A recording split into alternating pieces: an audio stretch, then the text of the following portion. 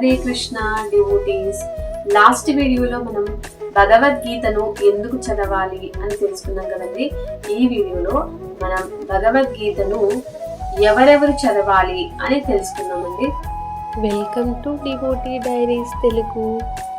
విద్యార్థులు భగవద్గీతను ఎందుకు చదవాలి?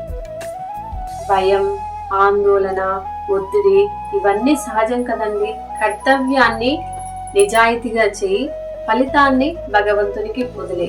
అంటే విద్యార్థులు దీని ద్వారా లక్ష్యాన్ని ఎలా చేరుకోవాలి, ఆత్మవిశ్వాసాన్ని ఎలా పెంచుకోవాలి, క్రమశిక్షణను ఎలవర్చుకోవాలి, ఇలాంటివన్నీ కూడా ఒక విద్యార్థి, ఒక స్టూడెంట్ భగవద్గీత చదవడం ద్వారా నేర్చుకోవచ్చండి.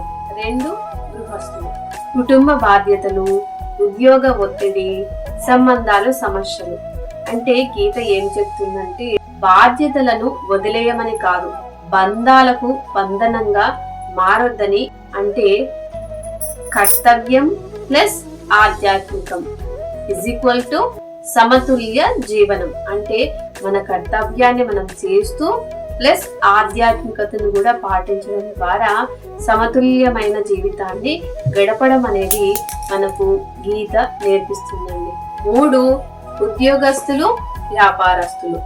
అంటే లాభం వచ్చినా, నష్టం వచ్చినా, విజయం వచ్చినా, విఫలం వచ్చినా మనకు గీత ఏం నేర్పిస్తుందంటే నిష్కామ కర్మయోగం. ఫలితాలపై ఆశ లేకుండా చిత్తశుద్ధితో పనిచేయండి. ఇదే నిజమైన నాయకత్వానికి మార్గం. 4, జీవితంలో గందరగోళంలో ఉన్నవారు.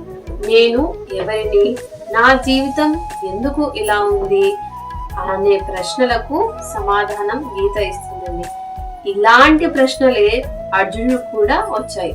అప్పుడు చెప్పిందే భగవద్గీత. గీత మనకు ఇలాంటి ప్రశ్నలకు దారి చూపిస్తుంది. 5, ఆధ్యాత్మిక సాధకులు. అంటే భక్తి మార్గం ఏంటి, జ్ఞాన మార్గం ఏంటి, కర్మ మార్గం ఏంటి, ఈ 3 మార్గాలు కూడా ఒకే ఒక గ్రంథంలో సమన్వయం చేయబడ్డాయి. అదే భగవద్గీత.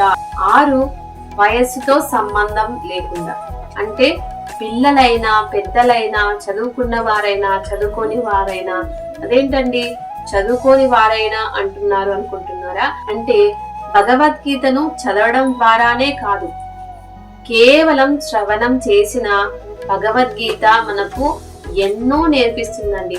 అంటే ఎలా జీవించాలి, క్రమశిక్షణ ఎలా ఉండాలి, మన లక్ష్యాన్ని ఎలా చేరుకోవాలి, ఆందోళనలు ఎలా తగ్గించుకోవాలి, ఆధ్యాత్మికతను ఎలా పెంచుకోవాలి, ఇలా ఎన్నో ప్రశ్నలకు కూడా భగవద్గీత మనకు సమాధానం ఇస్తుందండి. అందుకే ఏ వయసు వారైనా, చదువుకోని వారైనా, చదువుకున్న వారైనా, ప్రతి ఒక్కరు కూడా, ప్రతి ఒక్క మనిషి కూడా, ఏ మతానికి సంబంధించిన వారైనా కూడా భగవద్గీతను పఠనం కానీ చేయడానికి ప్రయత్నించండి. జీవితంలో సమస్యలను ఎదుర్కొంటున్న ప్రతి ఒక్కరూ ఒక్కసారైనా కానీ భగవద్గీతను చదవాలి. నెక్స్ట్ వీడియోలో భగవద్గీతను ఏ సమయంలో చదవాలో తెలుసుకుందామండి. హరే కృష్ణ.